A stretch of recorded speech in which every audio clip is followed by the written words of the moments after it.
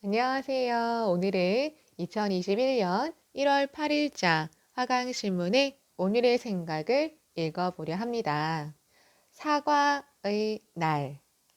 한국아동학대 예방협회 회장 이백은님의 오늘의 생각입니다.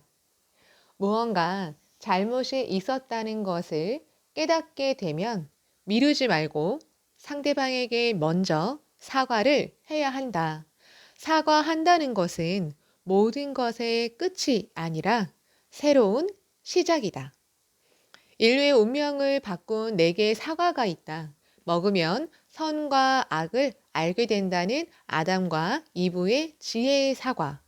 새 여인이 아름다움을 다투다 트로이 전쟁을 일으킨 파리스의 미의 사과. 오스트리아의 독재자에 맞섰던 스위스의 전설자 영웅 윌리엄 텔의 용기의 사과. 그리고 만유 인력을 발견하고 물리학의 지평을 넓힌 아이작 뉴턴의 지식의 사과다. 맹자가 결혼한 후 안방에 들어가다 윗옷을 벗고 있던 부인의 모습을 보고 부도에 어긋났다 하여 결혼 사흘 만에 이혼하겠다고 하자 맹자의 어머니가 맹자를 불러 말했다. 예에 따르면 문 안으로 들어가려 할 때 누가 있는가를 먼저 묻고 마루에 올라갈 때 누군가가 왔음을 알리며 방에 들어갈 때 남의 물건을 보게 될까 조심하여 눈길을 반드시 아래로 해야 한다. 자신의 예를 살피지 못하고 남이 예에 어긋났다고 책망하는 것은 잘못된 일이다. 맹자는 어머니의 질책을 받자 즉시 부인에게 자신의 잘못을 사과하였다. 김용옥의 강연 내용이다. 위에 맹자가 부인에게 한 사과는 잘못에 대해 용서를 빈다는 의미다. 한국사회복지사협회에서 청소년 선도를 목적으로 제정한 애플데이 사과의 날은 먹는 사과와 잘못에 대해 용서를 빈다는 사과의 뜻을 절묘하게 묶어서 사과를 나누어 주며 서로 사과하는 날이라는 의미를 갖는다. 한때 이 말이 전국 중고등학교에서 유행되고 있었을 때 집단 학교 폭력이 발생한 지방의 모 중학교 초청으로 학교 청소년 상담사가 주관한 전교생 대상 사과의 날 행사에 참석한 적이 있었다. 가해 학생과 피해 학생이 서로 사과를 건네주며 진심으로 잘못에 대해 사과하고 넓은 마음으로 친구의 사과를 받아주던 아름다운 모습에 눈시울이 붉어졌던 기억이 지금도 새롭다. 카톨릭에서 사죄의 기도를 할 때 메아 쿨파라고 하는데 이 말은 내 탓입니다라는 뜻이다. 가족이나 친구 사이가 멀어지고 갈등과 스트레스가 쌓여간다고 하면 우선 그 원인이 상대가 아니라 바로 나에게 있음을 깨닫고 미안합니다. 모두 제 탓입니다. 라고 사과해야 한다. 불전에서는 만약 기심의 밖에 법이 있다면 이라고 설하는 가르침이 있다. 사람들은 보통 자기에게 무슨 문제가 생기면 환경이나 남의 탓으로 돌리는 경향이 있다. 그렇지 않고 이 문제의 원인은 자신에게 있다고 받아들이고 자신의 생명을 변혁해 갈 때 문제가 해결된다는 가르침이다.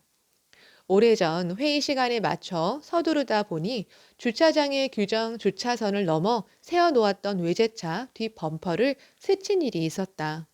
연락처도 없어 망설이다가 실수에 대한 사과와 변상을 해드리겠다는 글과 함께 전화번호를 남겼는데 얼마 후 솔직한 사과에 감사하다며 원래 범퍼는 충격 흡수용이고 흔적은 경미하여 문제 삼지 않겠다는 너그러운 전화를 받은 적이 있다.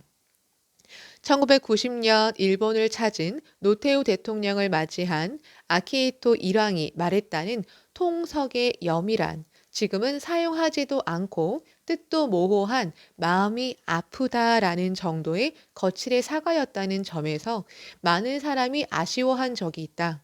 사과에는 마음에서 우러나는 진정성이 있어야 한다. 자신의 실수에 대해 남의 일처럼 유감스럽다라고 말하는 것은 사과가 아니라 오만이다. 영국의 철학자이자 시인이었던 사무엘 콜리지는 실수를 하였을 때는 망설이지 말고 대장부답게 그 잘못을 시인해야 한다고 이들에게 가르쳤다. 사과는 비록 자신의 어리석음을 시인하는 것이지만 세상은 똑똑하고 지혜로운 사람보다 아름다운 인격을 지닌 사람을 더 사랑하고 존경하며 실수를 인정하고 사과하면 상대방은 마음을 누그러뜨리며 논쟁을 늦추게 될 것이라고 타일렀다. 류 차오핑의 저서 첫 번째 인생 교과서에 실린 글이다. 세상을 살다 보면 누구나 알게 또는 모르게 실수를 할 때가 있다. 무언가 잘못이 있었다는 것을 깨닫게 되면 미루지 말고 상대방에게 먼저 사과를 해야 한다. 그것이 풍요로운 인생을 위한 지혜다.